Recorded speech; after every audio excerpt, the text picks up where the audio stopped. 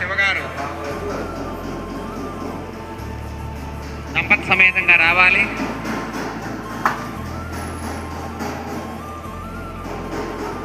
వచ్చాన్నా శాంతక్క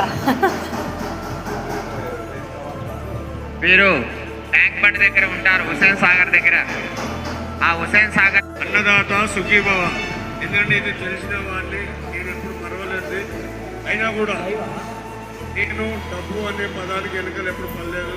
నా భార్య, నా పిల్లలు, నేను సేవ చేయాలని మీ అందరూ ఆశీస్సులు నాకు అందడం.